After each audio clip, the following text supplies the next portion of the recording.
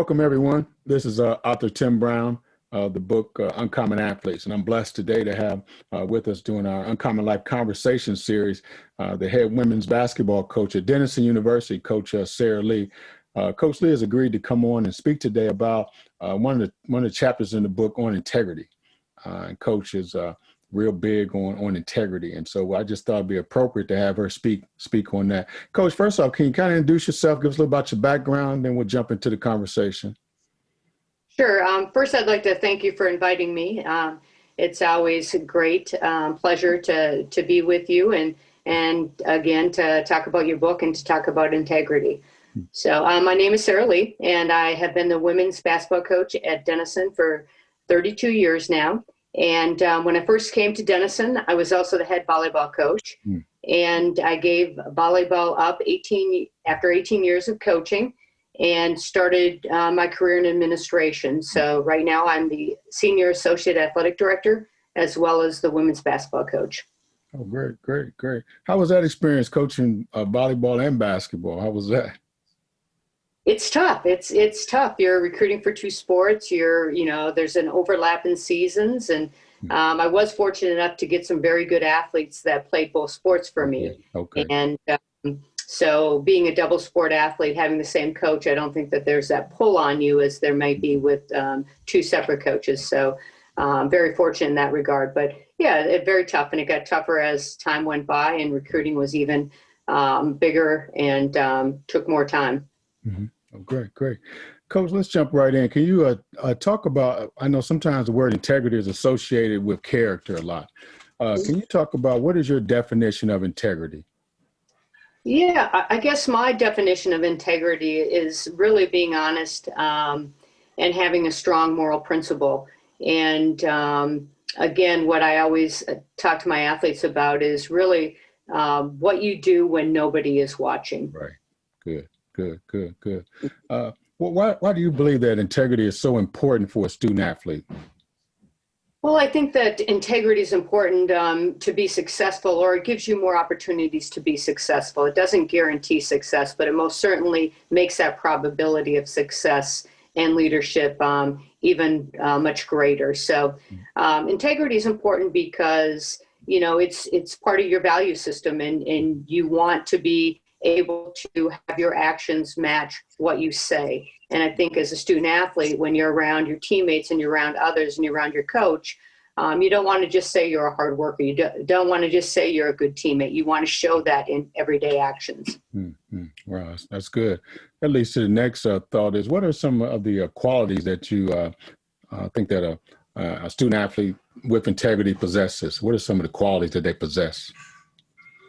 Well, I think that hard work comes to mind right away. I think that, to be a good, strong athlete and to continue to improve, you have to put in the work and the effort.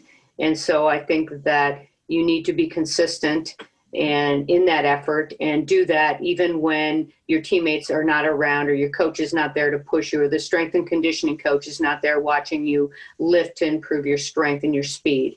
So I think hard work is one of the big parts of integrity. I also think it's being honest, being honest with yourself on where you fit into the program, honest with yourself in how you lead and things that you need to do to continue to lead and continue to be a better teammate. Honesty in terms of what you see out of your teammates and being able to challenge your teammates when they're not working hard and they're not doing what they say they want to do. And so really challenging them in a way that the entire team's going to benefit from that. That's great. Thinking about some of those qualities you just mentioned, having coached for over 30 years, what are some things you've seen that young people, student athletes, have taken those skills and transformed them to their everyday lives, after basketball? Yeah, absolutely. We talk about that a lot. In all our team meetings, we talk about, Division III basketball, or really playing any sport at any level. You do this, most people are not going to go professional and not going to play and earn a living by playing the sport that they choose to play. And so you want to take the values and the principles that you learn as you compete with a group of players and take those and use those as you get into the workplace. If you're a hard worker on the court and you're, working hard all the time, even when, your coaches aren't watching, you're going to take that into the job setting, and you're not going to have to be micromanaged. Your boss is going to allow you to work on your own and understand and appreciate what you're doing and how you're doing it. The being part of a team, yeah, and being able to lift up your teammates and surround yourself with players that continue to get better. That's what you're going to do in the workplace. You're going to surround yourself by people that you value, but also you want to continue to improve, and surround yourself with good people around you. So I think those skills can really translate into the workplace. Even things like being on time.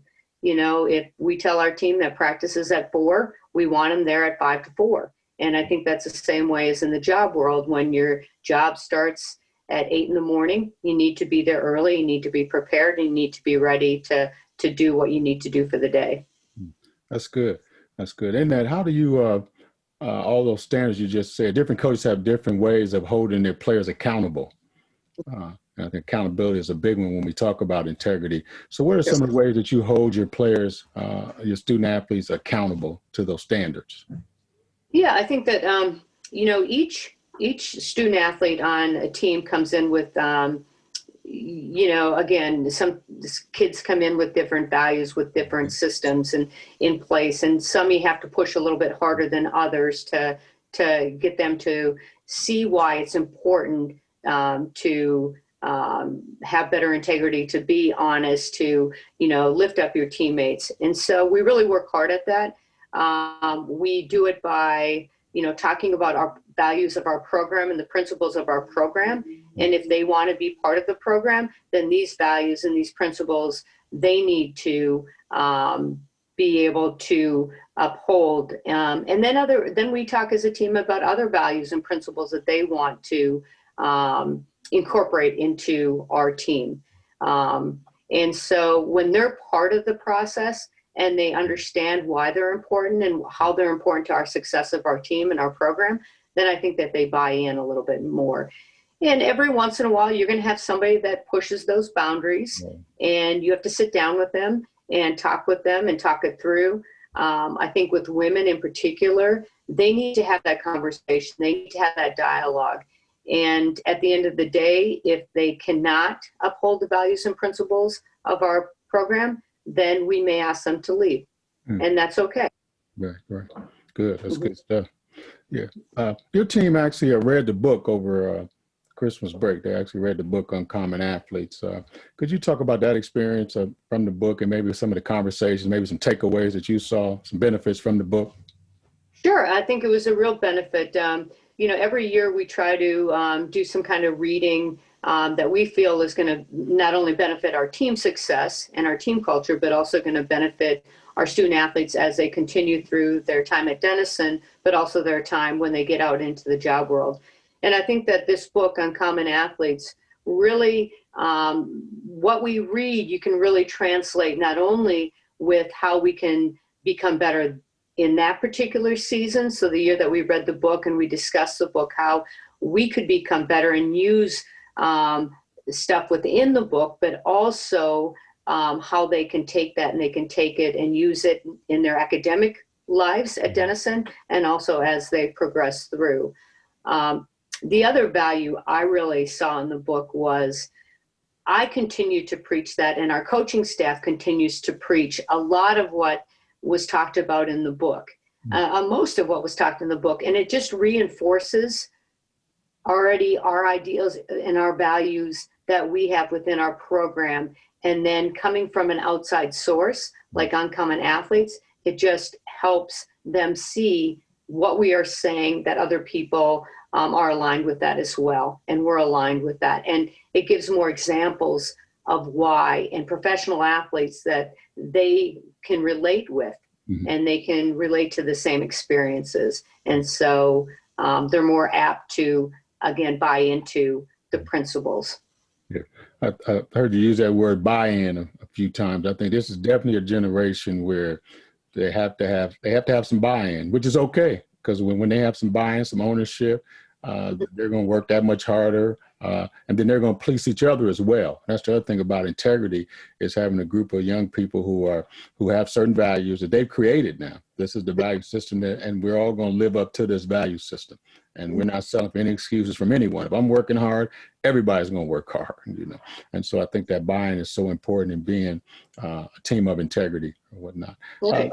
Lastly, could you speak to during this time of COVID, it's unprecedented times, even the student athletes and just the world period. Could you speak to how would you suggest a young athlete continue to stay passionate about their sport, continue to have that fire? You know, not able to play games, they're not able to literally be with their teammates on a daily basis as usual. How would you talk to an athlete, encourage an athlete to stay passionate? Yeah, I think that, we do that right now at Denison, since we're not going to get to play games until January. So I would say the same thing to young athletes, that, you have a goal and you have a vision. And COVID is temporary. Hopefully it is, hopefully in January, February, March, we can start really, having some kind of vaccine for this, and that we can continue to move on a little bit, but it is temporary. And your sporting career is something that is more longer term. And so you want to prepare yourself for high school athletics or college athletics, whatever your goal may be. And so don't lose sight of what your goal is.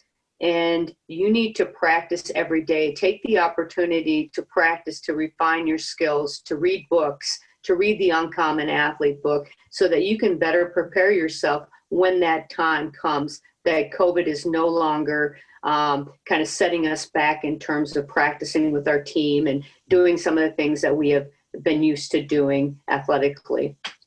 Yeah, that's good. Well, thanks, Coach. I appreciate your time. You joining us. It's been a great conversation and about integrity. And I just want to wish you and the Big Red much success this upcoming season. Thanks. Great. Appreciate it. I appreciate being here. Thank you for having me.